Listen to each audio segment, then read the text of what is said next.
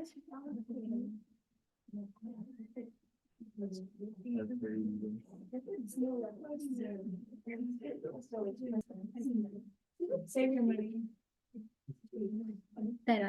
everyone. Did you all friends come in? Did you all came? No one outside? Okay, great. So here we're going to talk something bit different and bit new, but not new actually. What is this all about? What is it? Can you read the topic? Sādukāraya. It's something that we know. Yeah? So then what is special? We are going to talk about Sādukāraya. But let's see whether there are some things that we don't know in that. Okay. So actually, what is Sādukāraya? What do you mean by Sādukāraya? Okay, I'll go to the next one. Meaning of Sādukāraya. What are the situations that you say sadhu? When do you say sadhu? In the morning, we did the religious observances, we chanted Itipiso, Bhagavad, these stanzas we chanted. At the end, we say sadhu.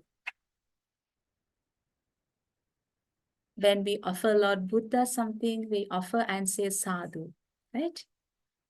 So,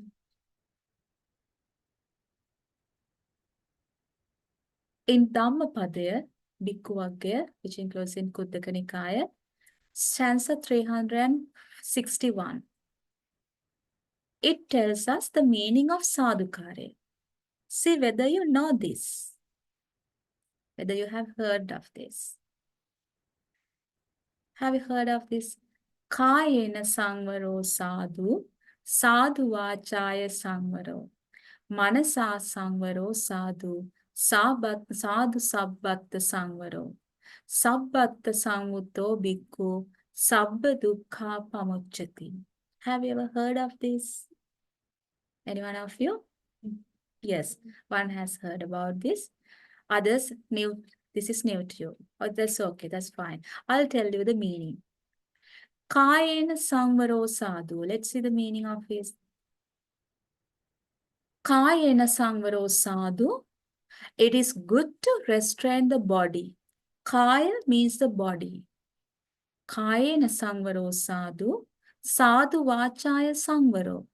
It is good to restrain the speech. Vacha means the speech, words. Manasa sangvaro sadhu. Manasa means the, now you know. If you look at this, now you know the word. Manasa means the mind. Manasa sangvaro sadhu. Sadhu sabbatta sangvaro. Sabbatta means all. It is good to restrain all the three doors. Body, speech and mind. This body, speech and mind, they are the main three doors. Do you have doors to your house? Front door, back door. Like you have doors. From a door, what happens from a door? What is the purpose of having a door? Get inside. Get inside. Get inside things, people, getting inside. How about the doors within ourselves? What are these doors for? The body, speech, and mind? For what? For? So? Sorry.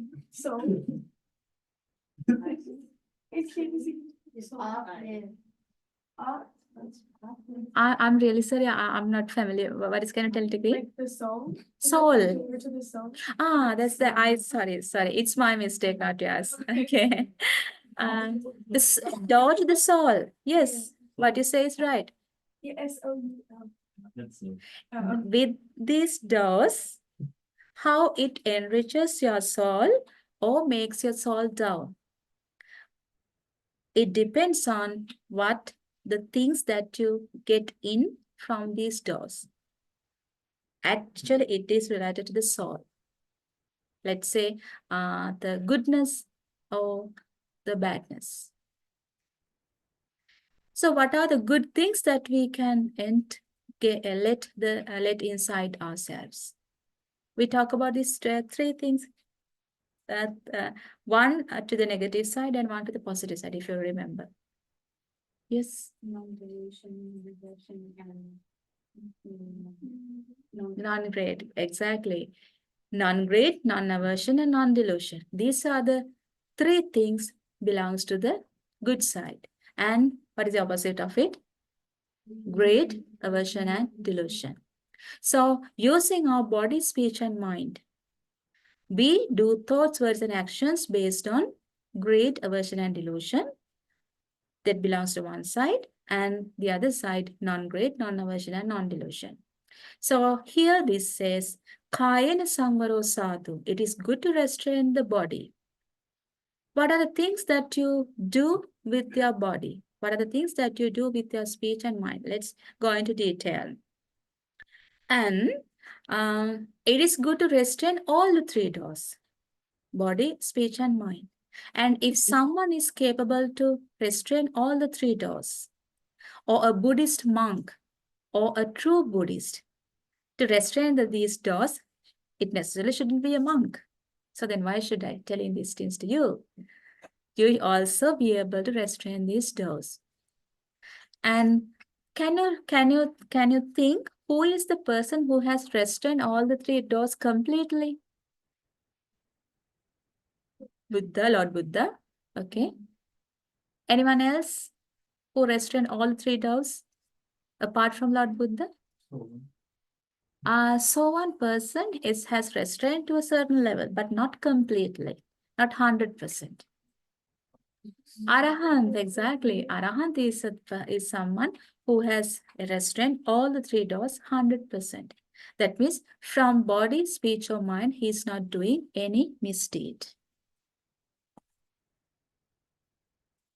So what is our ultimate goal? Try to attain arahanthood, to restrain all the three doors. And let's see how we can. Here we go, the roots of merits. Non-great, non-aversion, and non-delusion. That brings you light, wisdom. There is a pathway to that. Roots of demerits. Great aversion and delusion. It's a dark side of you. Demerits.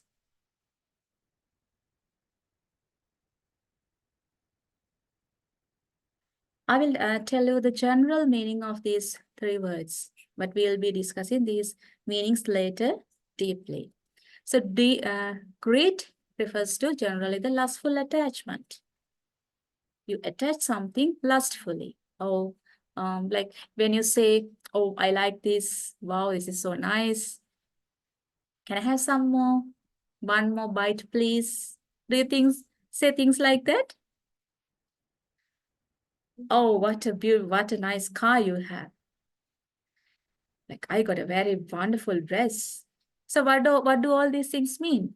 Related to great, and you say all these words with lustful attachment. In Sinhala, we say raga. Okay. Dvesha, aversion. Hateful attachment.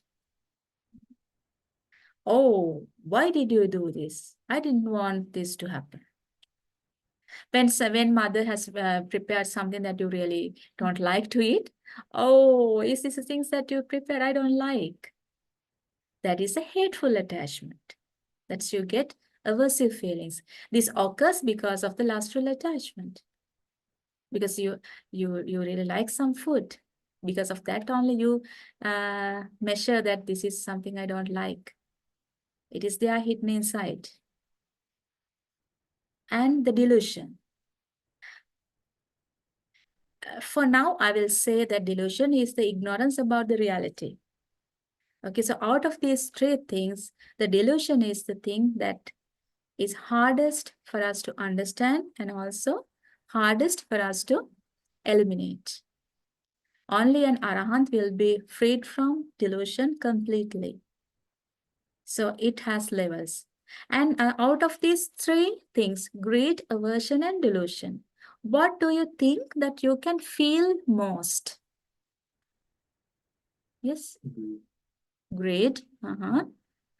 Anyone else? Aversion. Why do you say it's aversion? Yeah, exactly. You notice it very well. When you're angry, you can see it from your face. Face goes red. You can imagine a situation that you were angry. Because this greed is a bit hidden. It is not very much noticeable. But when you're angry, of course, we can, not only ourselves, others also can see it. When someone is angry, do you go closer to him? Do you go near him? If your mother or father is really angry for something, will you go and ask permission to go to the trip at such a situation? Do you go? No. If he is angry, you just wait until he gets cooled down to make your request. So generally, not only that, like people don't like when the others are angry. So if you are a person who is getting angry so often, do your friends like to come closer to you? No, they won't. If you are a person who is getting angry so often, you must be experienced that you don't have friends often. Yes, sometimes. So aversion is a thing that is more noticeable, and greed is lesser than that, and delusion is really difficult for us to identify at this very early stage. So for now, let's keep in our mind that it is ignorance about the reality. Just be settled with that idea at this moment. Okay, so everything is a step-by-step process. Everything, it takes time for us to understand. So let's give its own time until we understand it. Okay. So your quality. So with your body, speech, and mind, there are some actions that you can do. For example, to hit when you are angry, or to scold when you are angry, or to keep your angry thoughts going and going on your mind. Is it something that you can do easily, or is it take any special quality for you to do that? Think that you find that your chocolate is missing. Okay. Does it take any special quality for you to go and scold your brother? Why did you eat that? Do you need any special quality for you to do that? No, it doesn't take any special quality for you to do that. To scold when you're angry.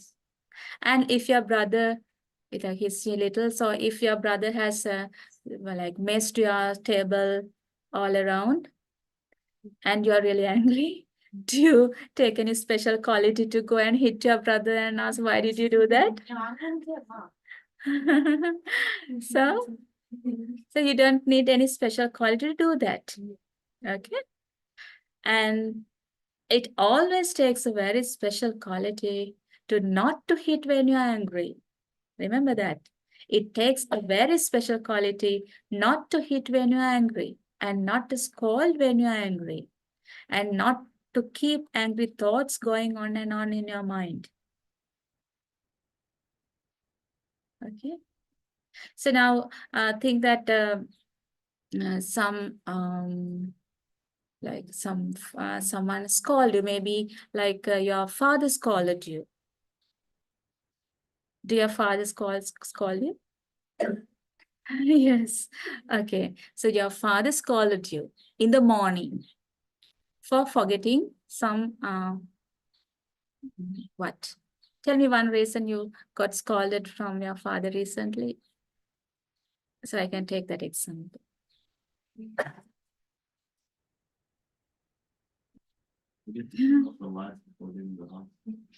Forgetting to turn off the lights. Okay. So for forgetting to turn off the lights, you got scolded from your father. That is the recent thing you remember. Okay. So now when your father scolded you, you got really angry. Why he's scolding me all the time? This is a small thing that I forgot. Why is he scolding me always? So you got that angry thought. And you keep that happen in the morning. But until the afternoon and in the evening and till night, you keep that angry thought going on and on in your mind. Are these things happening with us? Sometimes these such things happen. Okay. So think like if you have a girlfriend or a boyfriend, it's like if you have some things, people like that, and if something happened, like if your girlfriend or boyfriend scolded you or something bad has happened, you may feel it more than your father or mother scolding you, right? So it is true. So then if in such a situation, you remember them more. Oh, she did me like that. She didn't look at me. Why is that? Like you're very like keeping that angry thought in mind. Like I she shouldn't have done that. So you keep those angry thoughts or negative thoughts going on and in your mind. So at that time, could you restrain your mind? Now we say Sādukāraya sangvaro sadhu. When you raise your hand to hit someone, is your body restrained? No, it is not restrained. And when you open your mouth to scold someone, is your mouth or the word restrained? No. So when you keep your angry thoughts going and going in your mind, is your mind restrained? No, it is not restrained. So you have opened all the three doors. So generally at night in your houses, do you close the doors? Yeah. So why do you close doors? You could have keep them open. Why do you close these? Why do you keep your doors closed at night? To be safe. So you go to sleep and you're afraid whether the thieves might come inside, or maybe some insects or some other animals. So we don't know. Whoever would come inside, you're afraid of that. So you are afraid of keeping those doors open, but are you afraid of keeping this body, speech and mind, those doors open? Are you afraid of that? Have you even thought of that? Have you even thought of that? No, we have not thought of that. But now we are getting to know of this. So now from here onwards, so when you go home, now just be careful. So at a time you try to raise your hand up, think that, is my body is going to, am I going to restrain my body? You want to say something, Uta? Okay. So when you have to be careful. So when you are going to scold someone, you have to be careful. And you have to be careful about your thoughts too.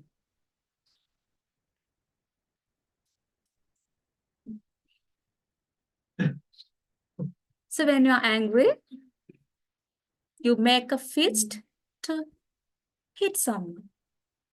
Okay? So you make a fist to hit someone. And all of you make a fist like this. So what happens to your body? What happens to your body? So the whole energy comes to this. Whole energy come to this. Is that like now you made this to hit someone, okay? Yeah. So what that energy is? Is that energy related to greed, aversion, and delusion, or non-greed, non-aversion, and non-delusion? Keep your hands like this, everybody. You get that negative energy. And do you feel the tense in your body? Yeah. So you hit someone, and when you're angry, you make your fist to hit someone and making your whole body tensed. So at that time, the whole body is charged with negative energy.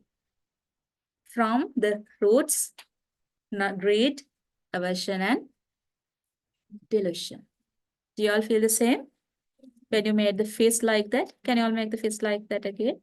Yeah, okay. So, the opposite of it. So, when you say sadhu, all of you take your hands together like this.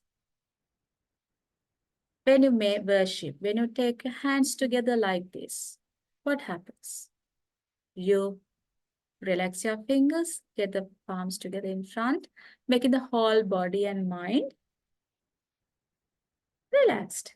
Do you feel the difference? Earlier, you were making a fist to hit someone, but now you take your hands together to say sadhu. The whole body is relaxed and fingers are stretched forward. So these 10 fingers denote the 10 immoral deeds. I told that I'm coming to 10 immoral deeds. So stretching these 10 fingers denotes that you promise to protect the 10, refrain from 10 immoral deeds. Okay. So what are the immoral deeds that you do with your body?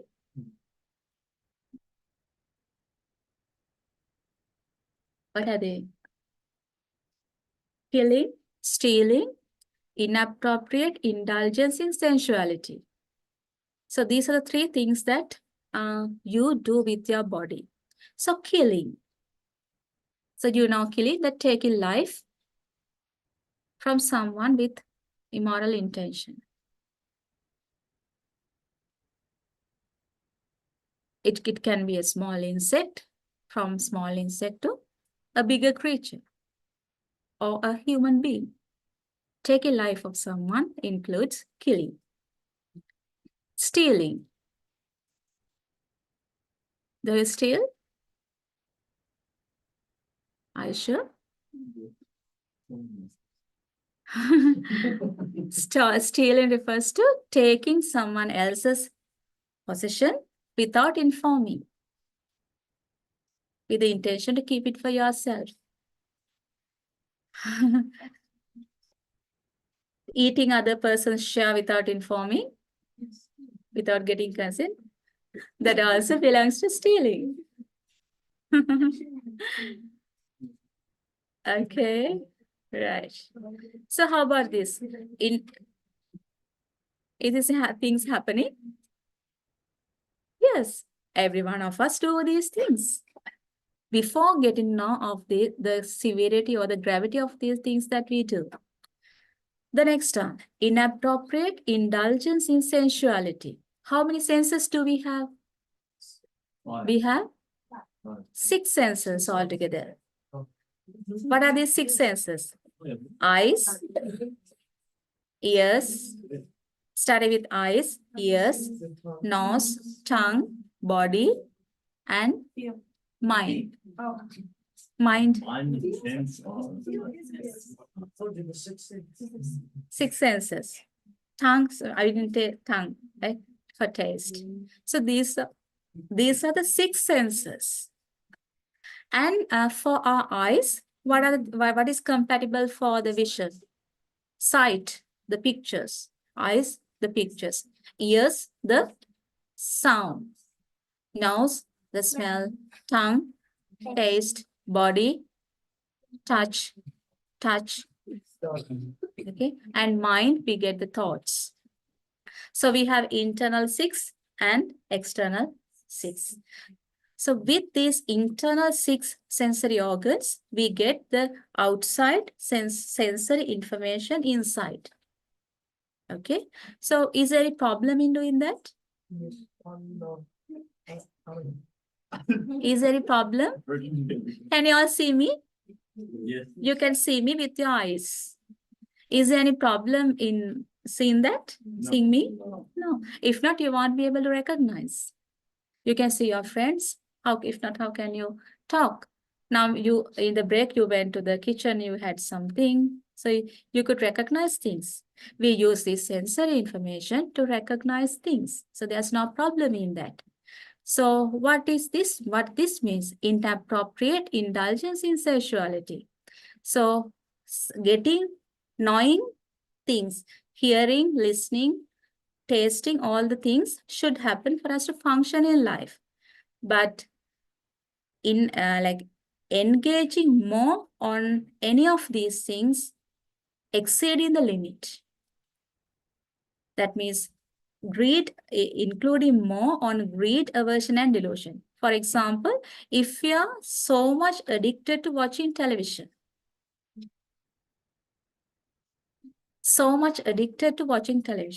and if you're so much addicted to computer games, if you're so much addicted to video games, if you're like so much addicted to listening to songs, going to the extreme,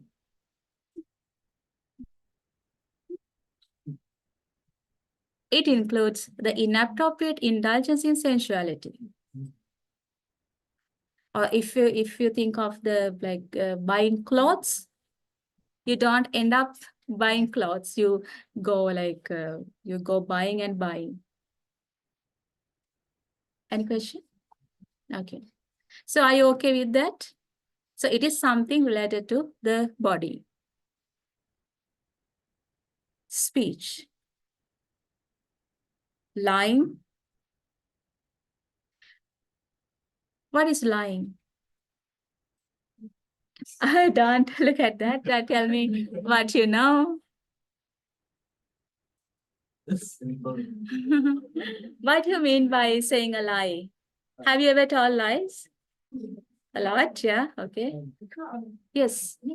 Oh. Saying things that aren't true, okay, good. Right. Any other things? Yes. That are not real. Okay, good, very good. What else?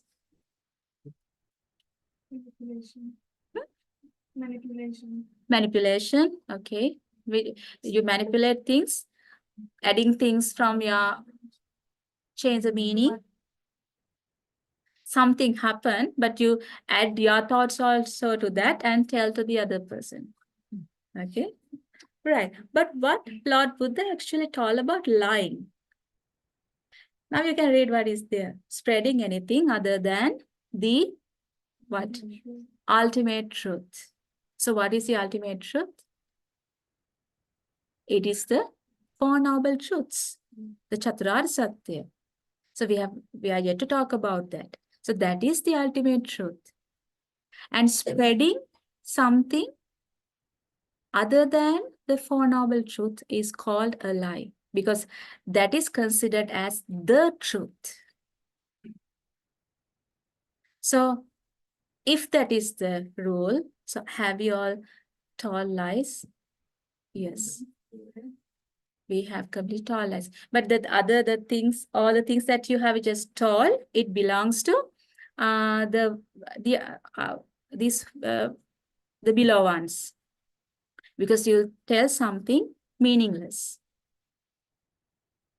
But this lying is very special because it tells that other than anything you tell other than the Four Noble Truths, which includes lying. Slandering, making false statements about someone and damage their reputation. Whether you do, sometimes you may do, sometimes you don't know. But this includes these four things: lying, slandering, harsh speech, and the frivolous speech. And sometimes you say words you don't intentionally, you don't intend to hurt people. But some words that you use, they do hurt people. Is it so? Do you use such words? Sometimes you may joke to people, but these jokes, you don't intend to hurt these people, but with intention or without intention, you use some words that hurt other people. So we need to refrain from these things that we do with our speech.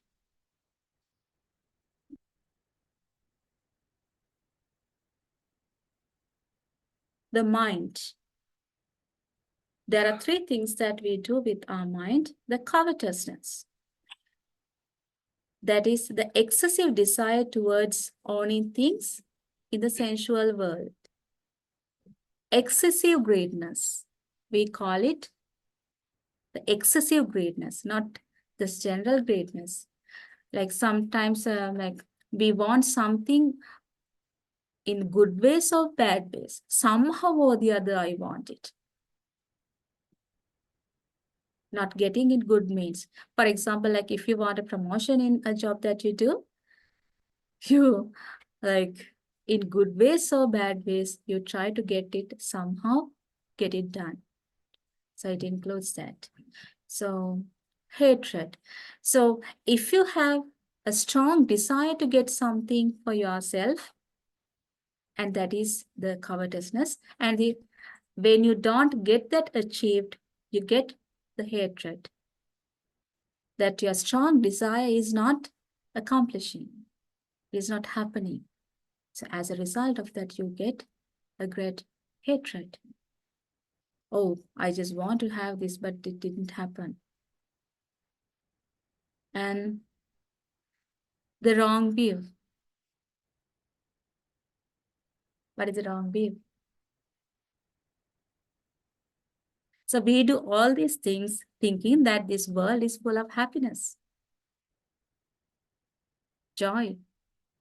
And if you remember the uninstructed worldings, and remember in opportune moments we talk, the uninstructed worldings means the people that who not got the instruction from Lord Buddha, instruction of these core teachings. They think that this world is with lot of opportunities, world is lot of pleasures. So this view is called the wrong view. Okay? So we take our hands together like this to say that I promise to refrain from these 10 immoral deeds. So that is the purpose that we take our hands together. So now do you know the meaning of Sādukāraya? But then if you listen to this carefully, there should be a problem arising to you.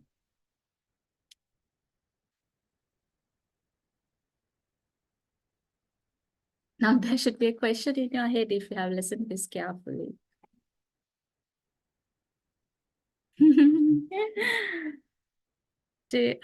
So didn't you get a question? Oh, like, am I doing all these things all the time?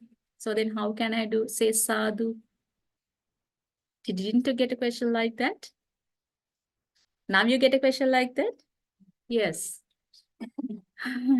So now, then how can you say sadhu? Now, all these days, now generally when we are at home, we do fights, we eat something greedily, we tend to do these things actually. So then, but how can we say sadhu then, if this is the meaning? So now think of the time that you said sadhu early in the morning. When we started the session, we started all these stanzas, and at the end we said sadhu. So at the moment you were saying sadhu, were you doing anything wrong with your body? No. Were you doing anything wrong with your speech? Yes? No. Were you doing anything wrong with your mind at that time in the morning? No. So at that time you are saying sadhu, you are not doing anything wrong with your body, speech or mind. Right? So at the time you say sadhu, you are very pure. So when you say sadhu with such a pure mind, that mind state is very powerful. And you offer something to Lord Buddha. You offer a flower to Lord Buddha, offer an oil lamp to Lord Buddha. And you offer and say sadhu. So at that time, maybe you had a fight before you come to the temple. But that doesn't matter. But at the time you say sadhu, you are restrained from all these 10 immoral deeds. Can you do that? Can you do that? Right. Okay, so that is the way we can start. So now everybody sit straight and take your hands together and say sadhu.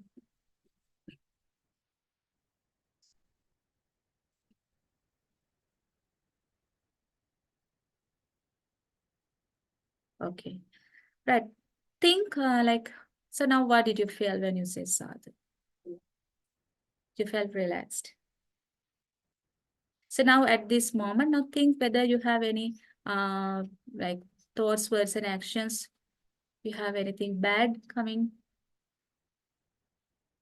No. At the time you say sadhu, earlier you must be feeling some negative thoughts. But at the time you say sadhu, it is not like that. So this is the way that we can start.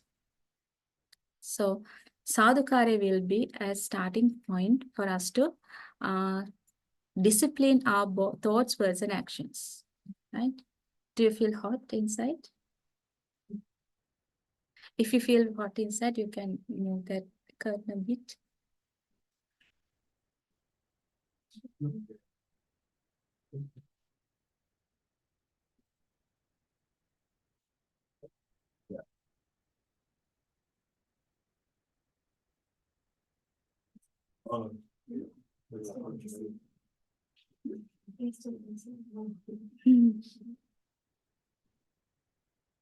I know it's hard when it's hot inside.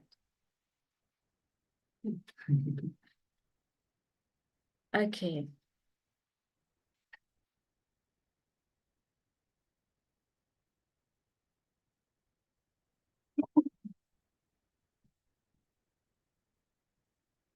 So it is good to restrain the body. So killing, stealing, and inappropriate indulgence in sensuality, we talk about that. So we need to restrain the body.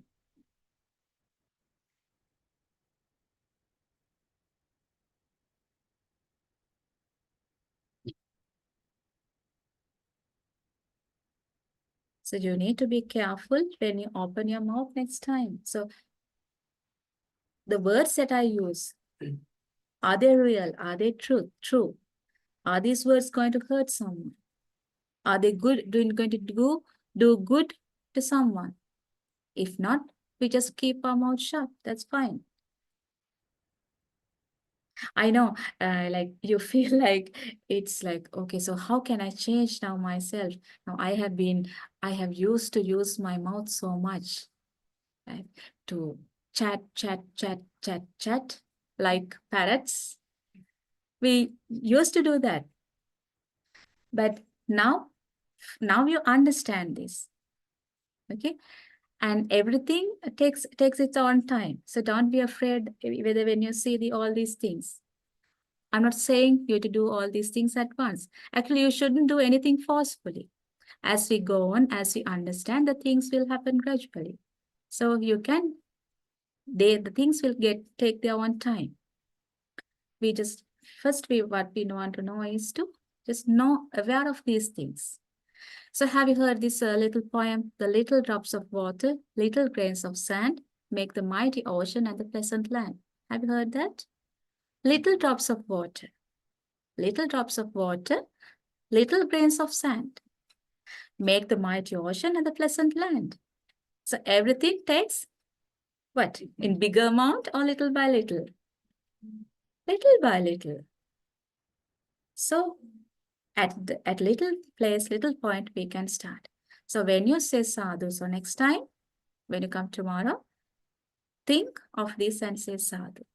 And before we go, think of this and say sadhu. And from the mind.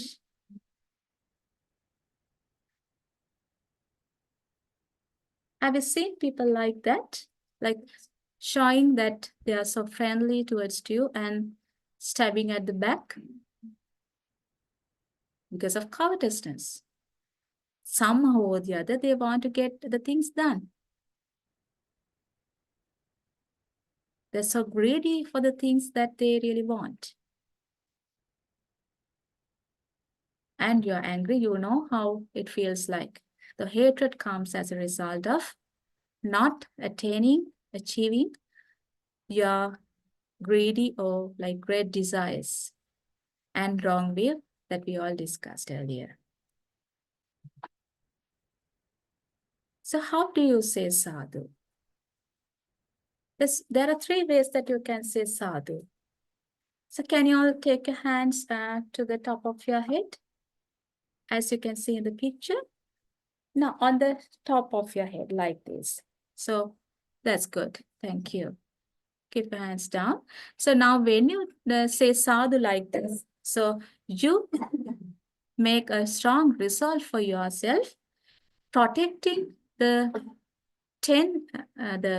refraining from the 10 immoral deeds as the most respected thing. The top of your head. So why do you always try to, like, if something is falling, why do you cover your head? Think that something is falling now from this roof? You just first cover your head. Why do you do that? Because you know, yes? Protect your mind, okay? So it is the most important mind. We think with the mind, right? So it is there. We take this head as the most important thing. For us to understand the noble truths also, it is important. That's very good, your answer. Right, so we say sadhu like this. And the second way, take the hands to the forehead. So like this. Can you all do that? The forehead. So that means, okay, thank you. So you're mindful, it denotes that you're mindful to refrain from the 10 immoral deeds. And the next one, hands on your heart. You make a strong resolve from the whole of your heart not to get into 10 immoral deeds. You promise for yourself. We say like from the bottom of my heart, from the deep point in my heart, you make that strong resolve for yourself.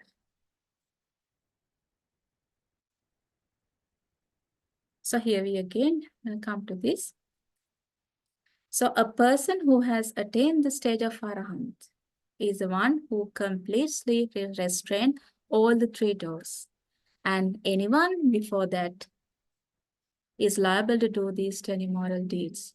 But now, as a starting point, we all know that we can start doing it at very simple steps. So are you all okay with that?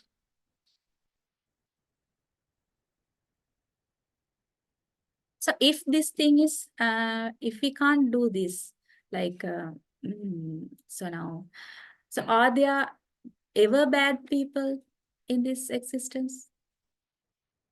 Ever people bad who are ever considered as ever bad? Are there people like that? Yes. How comes that? If it is so, how can this Angulimala become an Arahant? He has killed how many people he killed? 999. Yes, he killed 999 people. So if there are people who is going to be bad forever, is it something that can happen? No. So this gives us a chance to get good, to be good, because we can start from the very small point.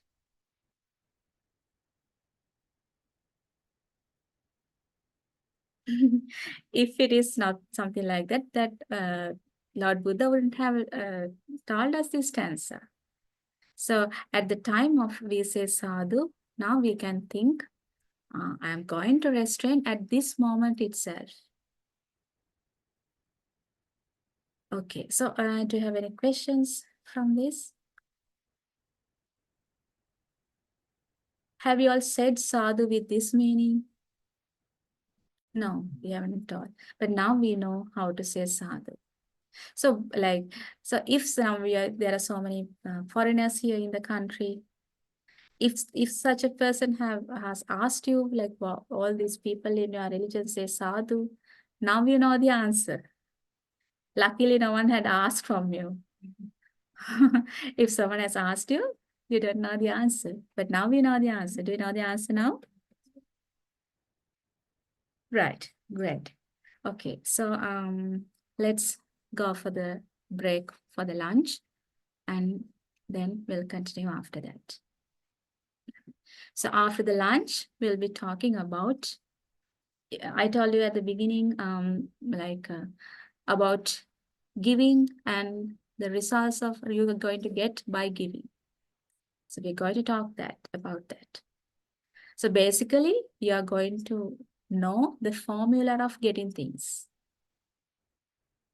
and how it can be directed towards attaining enlightenment, because that Lord Buddha has preached Dhamma in a certain way with a certain sequence that starts from the talk about giving. We call it the Dana Katha. So that is the starting point of the way that Lord Buddha used to preach Dhamma.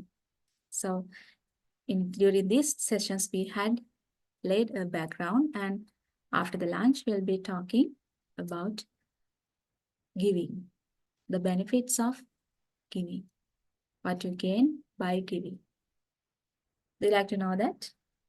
Yes. Okay, so then you can have your lunch and come. That was ceremony.